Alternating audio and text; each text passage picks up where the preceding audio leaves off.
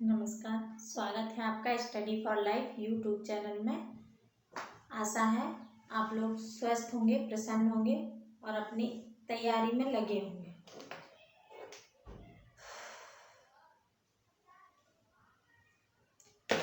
समस्या है, हाथ के साथ बड़ी प्रॉब्लम है। खैर, निराला का आत्मसंघर्ष और राम की शक्ति पूजा। कुछ आलोचकों ने, कुछ विद्वानों ने ऐसा कहा है कि जो राम की शक्ति पूजा में राम है वो असल में राम की व्यथा नहीं है, निराला के अपने जीवन की व्यथा है। निराला के जीवन में जो संघर्ष है वही संघर्ष राम के द्वारा राम की शक्ति पूजा में दिखाया गया है। ऐसा प्रश्न पूछा जाता है। तो आइए हम तुलना करते हैं। भूमिका में आप वही दिखा देंगे, पौराणिक आख्यान है। कथ्य का निरूपण थोड़ा जटिल है और जो संघर्ष है वो एक्चुअली में छायावाद की ही विशेषता है, व्यक्तिगत होना। तो व्यक्तिकता वहाँ की विशेषता है, इसलिए व्यक्तिकता इसमें भी दिखाई देती है, इसमें कोई संशय नहीं है। और सरोज स्मृति में शैली में लिखी गई है। राम की शक्ति पूजा में भी ऐसा दिखाई देता है कि शायद निराला का स्वयं का ही रूप राम है। दूधनाथ सिंह भी लिखते हैं, निराला के अपने जीवन और अपने आत्मसंघर्ष की इस कविता में प्रतीकात्मक अभिव्यक्ति हुई है। यानी कि जो इन्होंने भी सिद्ध किया है कि इसमें राम की शक्ति पूजा में निराला का स्वयं का जीवन अभिव्यक्त हुआ है। प्रारंभ में ही देखते हैं, प्रारंभ में जब ये कविता जहाँ से शुरुआत होती है, रवि हुआ अस्त, रवि हुआ अस्त से कविता स्टार्ट होती है, कविता शुरू होती है। मतलब क्या है? अंधेरा। रवि हुआ अस्त का मतलब क्या है? अंधेरा। सूर्य अस्त हो गया मतलब अंधेरा हो गया। और निराला का जीवन भी कुछ इसी तरह से है। पूरा परिवार महामारी में खत्म हो जाता है। तो निराशा और अंधेरे से भरा हुआ निराला का स्वयं का जीवन है। और वही निराशा उनकी जो सरोज स्मृति है उसमें दिखाई देती है। दुख ही जीवन की कथा रही, लिखते हैं वो, दुख ही जीवन की कथा रही, दुख ही जीवन की कथा रही, क्या कहूँ आज जो नहीं कही, क्या कहूँ आज जो नहीं कही, क्या कहूँ आज जो नहीं कही। क्या है? प्रारंभ राम की शक्ति पूजा का कहाँ से हो रहा है? दुख से।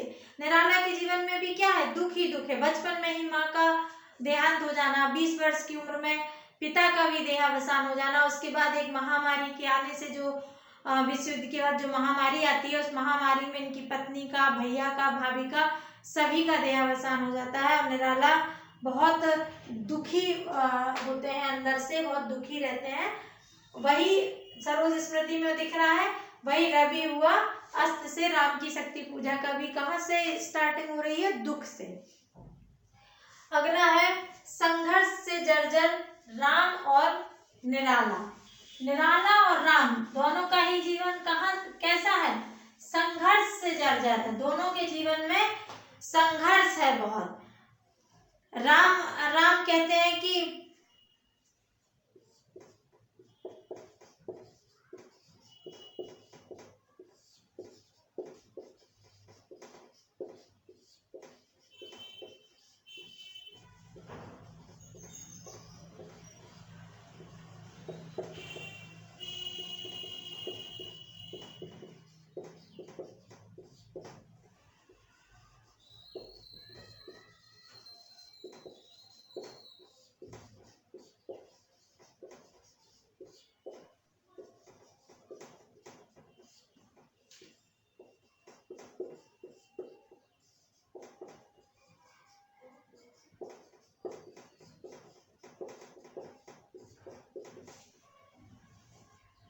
पश्चात संघर्ष से जर्जर राम और निराला। संघर्ष से जर्जर राम और निराला एक ही तरह के हैं।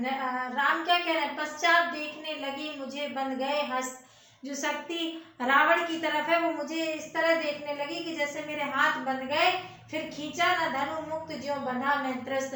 फिर हमसे धनुष नहीं उठा, फिर हमसे तीर नहीं चलाया गया, ऐसा लगा जैसे मैं बंधा हुआ त्रस्त खड़ा हूँ। वही निराला जी भी वही महसूस करते हैं। वो सरोज स्मृति में भी लिखते हैं कि आते थे मुझ पर तुले तूण, आते थे मुझ पर तुले तूण, देखता रहा मैं खड़ा अपल।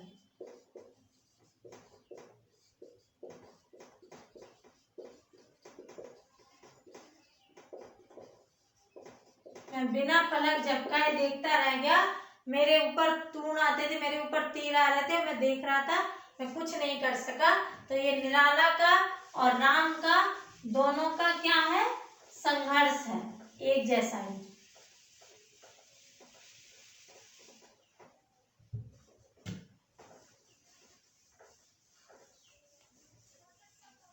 अगला है राम का सीता के प्रति एकनिष्ठ प्रेम। राम सीता से एकनिष्ठ प्रेम करते हैं, राम सीता से बहुत प्रेम करते हैं। और क्या लिखते हैं कि जानकी हाय, जानकी हाय उद्धार पिया का हो न सका, उद्धार पिया का हो न सका। राम दुखी है, क्यों?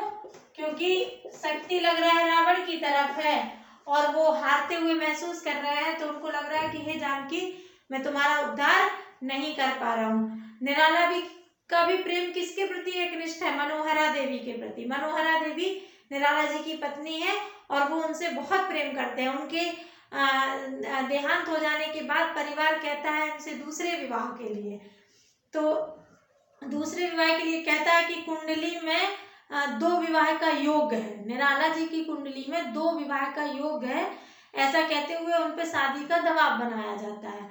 और एक दिन कुछ लोग विवाह के लिए आते हैं, तो निराला जी की जो पुत्री है सरोज, उसके हाथ में कुंडली पड़ जाती है और वो फाड़ देती है।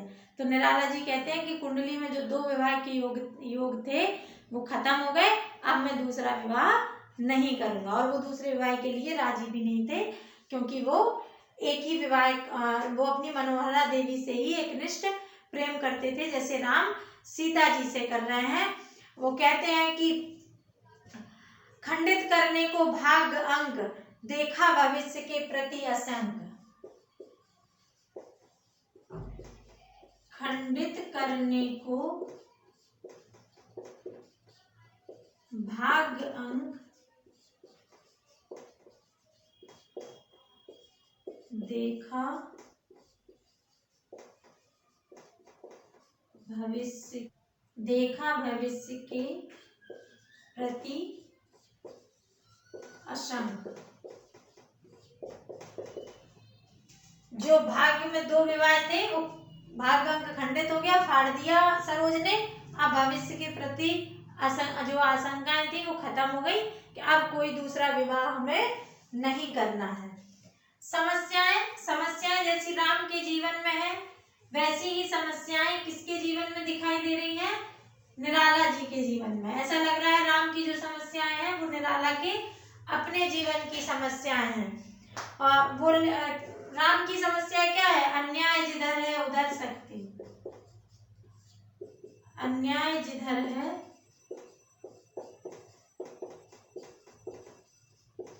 उधर शक्ति, मतलब अन्याय जिधर है उधर ही शक्ति है। ये किसकी समस्या है, राम की। और निराला क्या कह रहे हैं सरोज स्मृति में,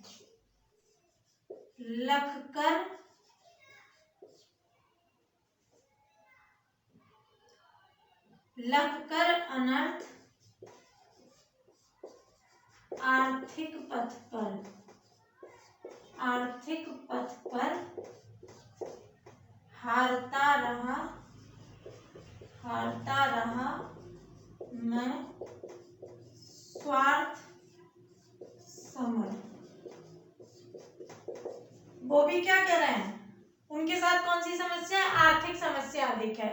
मतलब आर्थिक पद पर वो अपना जो समर है, जो जीवन संघर्ष है, वो हमेशा हारते ही रहे हैं। साहित्यिक जीवन में भी उनके साथ अन्याय हो रहा है। ये आर्थिक अन्याय था और साहित्यिक भी अन्याय है। वो इतनी अच्छी अच्छी रचनाएं लिख रहे हैं, आज के युग में उन्हें बहुत ऊंचाई दी जाती है, बहुत बड़ा स्थान मिलता है, लेकिन उस समय उनके साथ क्या हो रहा था? लौटी रचना लेकर उदास ताकता हुआ मैं दिशाकाश,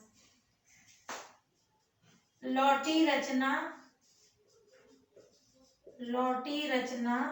होकर लेकर उदास, लौटी रचना लेकर उदास ताकता रहा मैं दिशाकाश, ताकता रहा मैं दिशाकाश। मैं आकाश और दिशाएं ताक रहा था।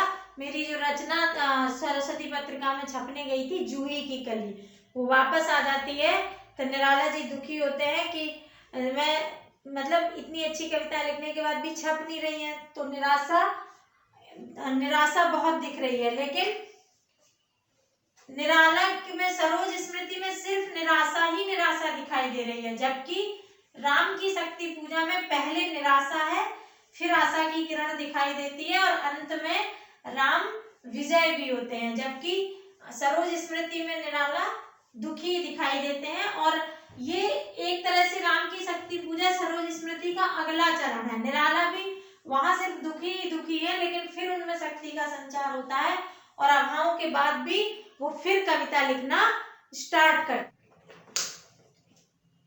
अगला पॉइंट है योग साधना। योग साधना से राम भी जुड़े हुए थे, जैसे राम की शक्ति पूजा में लिखा है, क्रम क्रम से हुए पार रघुवर के पंच दिवस। और जो निराला है वो भी योग साधना को मानते थे, वो भी योग से जुड़े हुए थे। इसमें भी दोनों में समानता दिखती है। जीवन पर्यंत संघर्ष, जीवन पर्यंत संघर्ष, जैसे राम पहले तो थकित होते हैं, परेशान होते हैं कि जानकी हाय उद्धार प्रिया का हो न सका, इस तरह से। फिर बाद में वो जब जामवंत के कहने पर शक्ति उपासना करते हैं, तो फिर देखते हैं कि एक फूल चोरी हो गया है, और फूल चोरी हो जाने के बाद लगता है कि अब ये कठिन हो गया, अब ये उपासना पूरी नहीं होगी और हम युद्ध नहीं जीत पाएंगे। यही चीज निराला में भी दिखती है कि वो पहले मनोहरा देवी का और पहले माँ बाप का जो देहांत होता है, फिर पत्नी मनोहरा देवी जिससे वो इतना प्रेम करते हैं, उनका देहांत हो जाता है, वो पूरी तरह टूट जाते हैं, फिर खड़े होते हैं, और फिर सरोज का भी देहांत हो जाता है। ये उनके लिए बहुत दुखद घटना होती है। ऐसे लगता है जैसे कि वो अब खड़े नहीं हो पाएंगे। राम भी लिखते हैं जैसे दिख जीवन जो पाता ही आया विरोध, जो पाता ही आया विरोध। निराला सरोज स्मृति में भी लिखते हैं कि धन्य में पिता निरर्थक था, ये भी दे सकते हैं आप, या और ये देख सकते हैं, हो इसी कर्म पर वज्रपात, यदि धर्म रहे नत सदा मात, हो इसी कर्म पर वज्रपात, हो इसी कर्म पर वज्रपात। मतलब कुछ भी करो पूरा नहीं होता है, वज्रपात की तरह होता है, दुख मिलता है। सरोज का असमय चले जाना निराला को अंदर तक झकझोर देता है, तोड़ देता है। पुनः शक्ति का संचार होता है। निराला स्वयं भी पुनः शक्ति का संचार करते हैं, पुनः कविता लिखते हैं, नहीं भी छपती है फिर भी लिखते हैं, आशा का संचार अपने अंदर करते हैं। और राम की शक्ति पूजा में राम में भी पुनः शक्ति का संचार होता है। वो एक और मन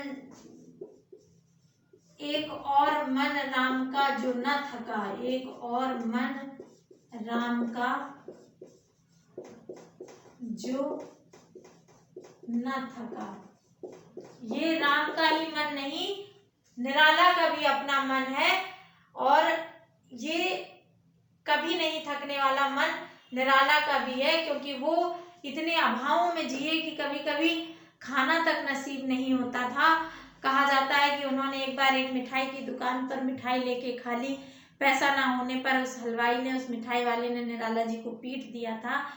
वो अभाव में जीने वाले निराला अंदर से कितने मजबूत होंगे कि उनको 100 रुपये पारितोषिक मिलता है कविता कहने पर, और एक भिखारिन उन्हें बेटा कह देती है, बेटा कुछ दे दो, तो 100 रुपये दे देते हैं, कह देते हैं कितने दिन तक माँ 1 रुपये दूंगा तो कितने दिन भीख नहीं मांगेगी। तो उन्होंने कहा कि 1 रुपये दोगे तो मैं 2 दिन भीख नहीं मांगूंगी। बोले 10 रुपये दूंगे तो बोले मैं महीने भर तक भीख नहीं मांगूंगी। तो बोले अगर मैं 100 रुपये दूँ तो उसके पास जवाब ही नहीं था। तो उसने 100 रुपये, निराला जी ने 100 रुपये उस भिखारिन की झोली में डाल दिए और कहा कि माँ बेटा कहा है तो आशीर्वाद दो और अब कभी भीख नहीं मांगना। तो जिसके पास 100 रुपये होते हैं वो 100 रुपये भी निराला जी देने को तैयार हो जाते हैं। ये उनकी ताकत ही है जो सभी में नहीं होती है। तो इस तरह आप इस प्रश्न को पूरा कीजिएगा। आशा है आपको समझ में आ रहा होगा। अगर समझ पा रहे हैं तो प्लीज़ इसे शेयर करें ताकि और लोगों तक भी ये पहुँचे। और अगर चैनल को सब्सक्राइब नहीं किया है तो प्लीज़ इसे सब्सक्राइब भी कर लें। धन्यवाद।